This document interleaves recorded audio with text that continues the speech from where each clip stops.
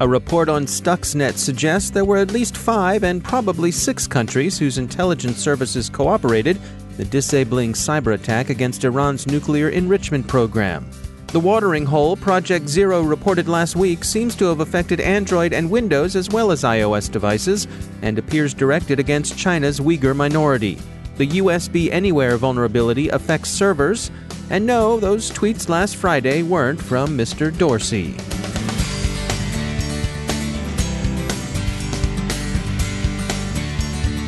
And now a word from our sponsor, Observit. The greatest threat to businesses today isn't the outsider trying to get in, it's the people you trust, the ones who already have the keys. Your employees, contractors, and privileged users. 60% of online attacks are carried out by insiders. To stop these insider threats, you need to see what users are doing before an incident occurs. Observit enables security teams to detect risky user activity, investigate incidents in minutes, and effectively respond. With Observit, you know the whole story. Get your free trial at observit.com/cyberwire. That's observe, the letter I, the letter T.com/cyberwire.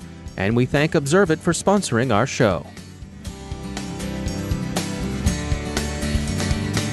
Funding for this CyberWire podcast is made possible in part by BugCrowd, connecting organizations with the top security researchers, pen testers, and white hat hackers in the world to identify 10 times more vulnerabilities than scanners or traditional pen tests. Learn more about how their award-winning platform provides actionable insights like remediation advice to help fix faster, while methodology-driven assessments ensure compliance needs are met at bugcrowd.com.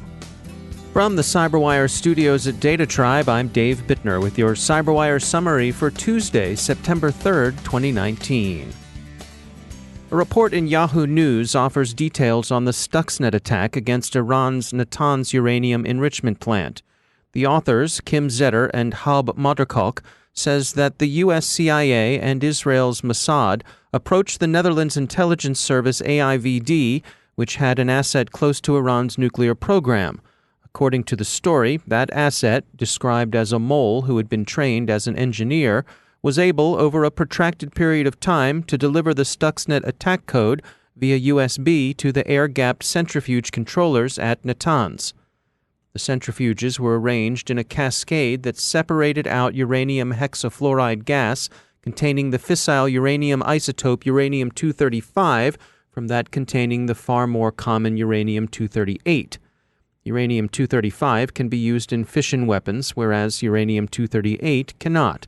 Since the two isotopes are chemically identical, they can only be separated by physical means, like a centrifuge. That's what the 1,700 centrifuges in the Natanz cascade were being used for.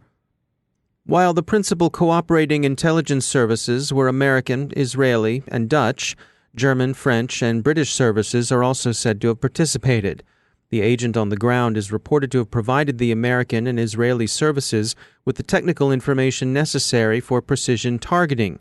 Stuxnet was intended for the controllers at Natanz only, not for any of the many other users of Siemens programmable logic controllers around the world. The Dutch service became interested in Iran's nuclear program when rogue Pakistani physicist Abdul Qadir Khan stole centrifuge designs from a Dutch company in the 1970s. Used them in Palestina's nuclear program, and then sold them to other aspiring nuclear states, including Libya, Iran, and probably North Korea.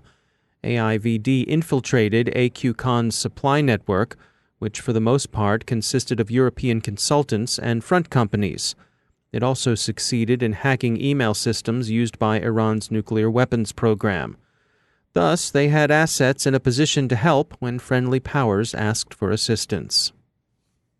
Reports last week originating with Google's Project Zero that detailed watering hole attacks against iOS devices were amplified over the weekend. Forbes reports that the attacks also affected Android and Windows systems. There was speculation at the time of the initial reports that the attacks, while relatively indiscriminate, were intended to target specific groups. It now appears, according to TechCrunch, that the attackers were Chinese security services, and the targets were China's Uyghur minority.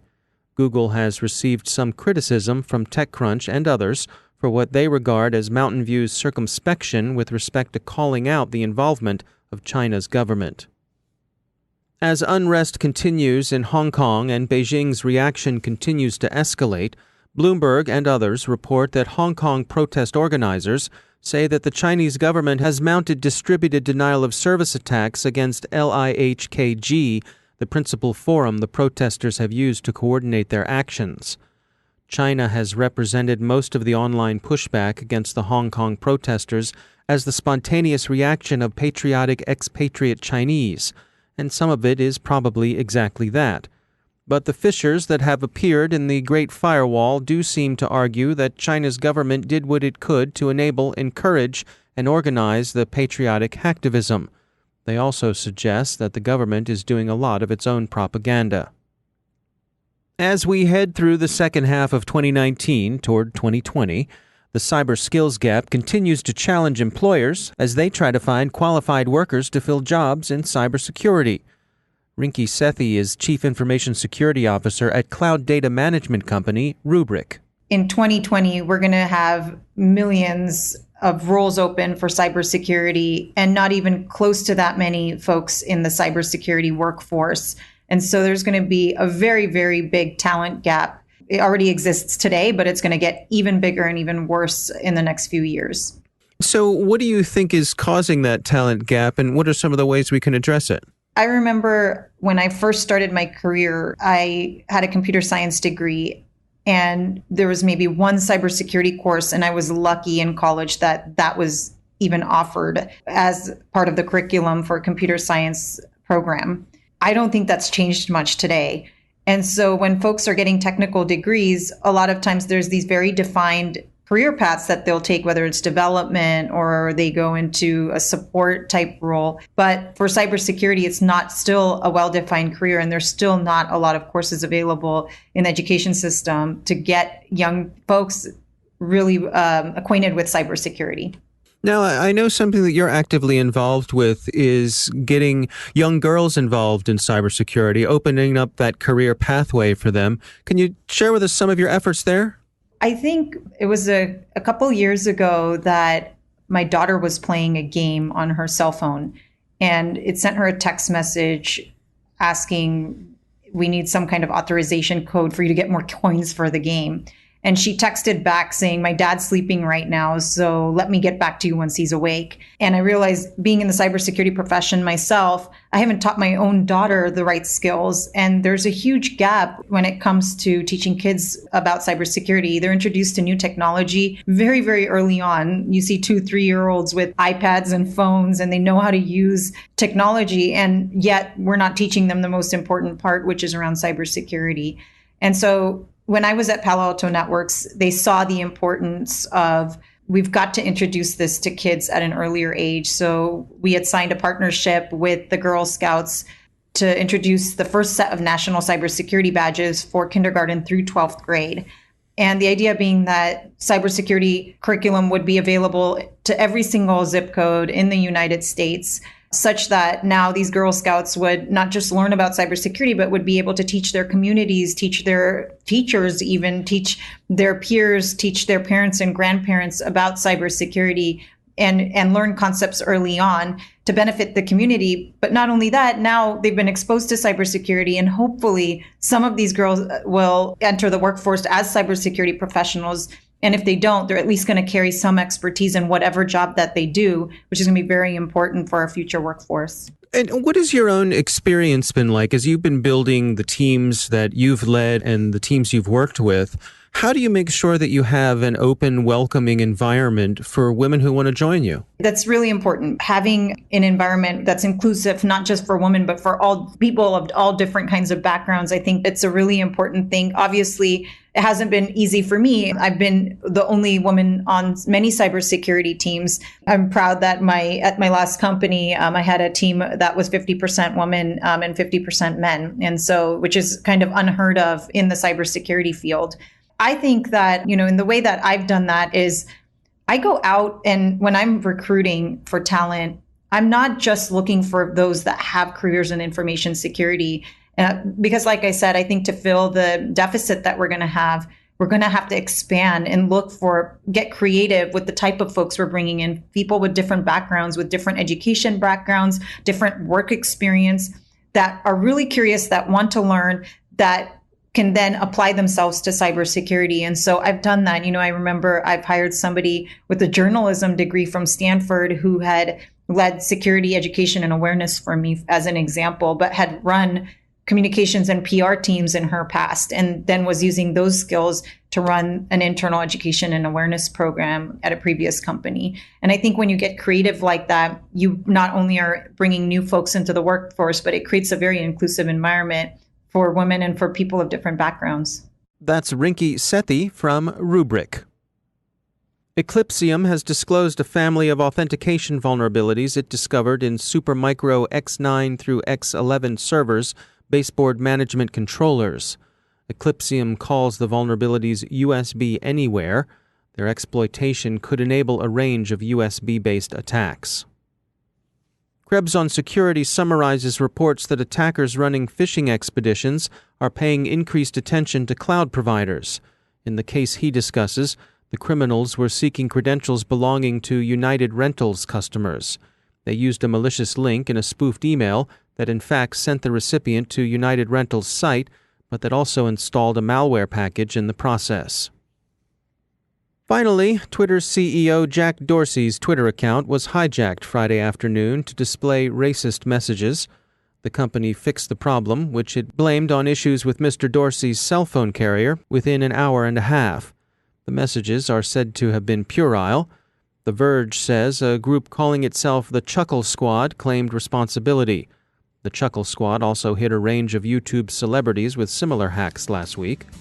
Law enforcement has been notified, and the Chuckle Squad may soon be given the opportunity to giggle its way through a sabbatical at Club Fed.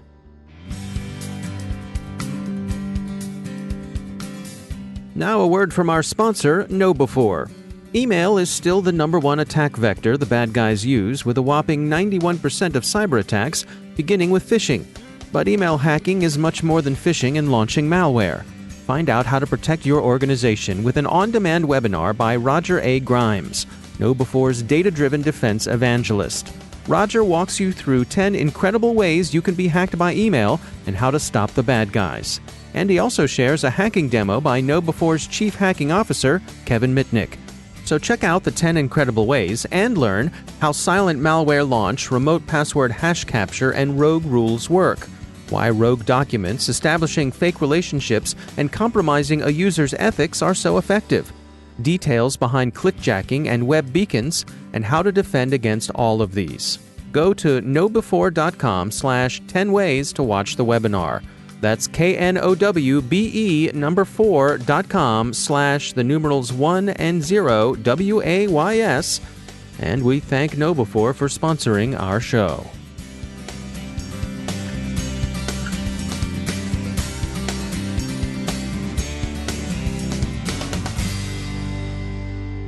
And joining me once again is Joe Kerrigan. He's from the Johns Hopkins University Information Security Institute, also my co-host over on the Hacking Humans podcast. Joe, always great to have you back. Dave, it's always great to be here. We are in the midst of back-to-school season. Yes, we are. We had our orientation this past week. At Hopkins? Yep, at Hopkins, where we had all of our different new student orientations. We have a bunch of different orientations, like undergrad. The ISI has their own orientation, and I was present at that. So, is there any sort of onboarding when it comes to getting the students onto the networks on campus and all that sort of stuff? All that stuff has to happen. That stuff happens like in the last couple of weeks of August.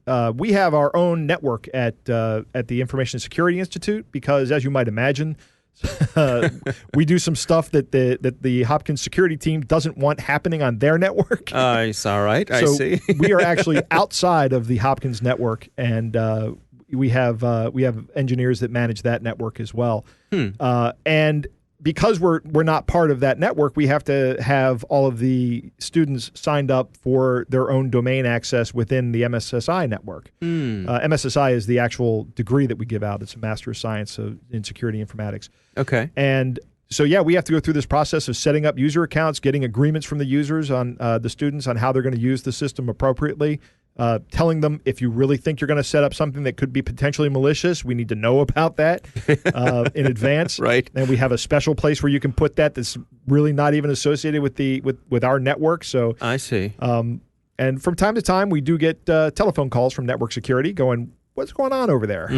Because we're getting complaints. It's a really interesting thing to think about how folks in the education industry have this huge onboarding every year. And there is a lot of personal information that goes into this process. Oh. And these people, just think about signing a kindergartner up for school. You have to give them a bunch of information. You have to give them the name, the address, the parents' names, who's eligible to pick them up. There's medical information. Medical information. You have to have vaccination records, and things like that. Yeah. So that's PHI, right? And all this information is then stored presumably on a computer system. Most school districts in the country are smaller than 2,500 students, right? Because here in Maryland, our school districts are organized by county. Right, so they're bigger than most other places. Right, like we live in Howard County, so there's a Howard County public school system. And then, but in other parts of the country, it's not like that. It's school districts are much smaller organizations. And because they're much smaller organizations, they have less money, which means they don't have as much money for securing the data that they're collecting from these people. And that can make them a target. In fact, it frequently does. Well, let me ask you this. I mean, you have kids who are around college age. Yes, I do. If you're sending them off to school, in addition to whatever the school is providing, what would you do to set them up for success from a cybersecurity point of view? You mean what would I do that I haven't already been doing for the past 10 years? Or? Well, yeah. I mean, you don't know. Do you have the talk with them? The security talk. You're heading off to a bigger world, right? And there are going to be people who are going to try to steal your things. Yeah. When my son was in high school, I got him a cheap Chromebook that was sufficient to get him through high school and did everything he needed to do. I like the Chromebook because the security is constantly being updated. I think Google does a good job with it. You could argue that Google is using all that information for data mining, and that's a risk I'm aware of. Right. But I've decided that's okay with me. That's why I go with Chromebooks for my son when he's in high school. Now he's in college. He's using a laptop that's a personal computer style laptop. So he's beyond the Chromebook. My daughter, who is now graduated from college and actually completed the cybersecurity track in her computer engineering degree, I think she's probably good. She doesn't need you. She's telling you what to do. Right. Yeah. Okay. Fair enough. She's saying, yeah, this is right. Okay. She's also grown up with me and my wife, and we all have a healthy dose of skepticism on a regular basis. My son's that way as well. Yeah. He just might not be as technically astute. All right. Well, I mean, it's a good time to sort of take stock, I think, and make sure as you send those kids out into the world, whether it be high school, middle school, or even off to college, check in with them. Just have a conversation. Make sure that they're where they need to be in terms of security. Yeah, and be careful about the information you give to the school. If they're asking for your social security number, I don't know that they would ask for that. Don't give them that. Joe, when I was in college, my social security number was my student ID. Mine too. And it just makes me think about how many legacy bits of paperwork and records are on file on campus that all tie back to my social security number. Yes. Yeah. Good times. Good times. All right. Joe Kerrigan, thanks for joining us. It's my pleasure.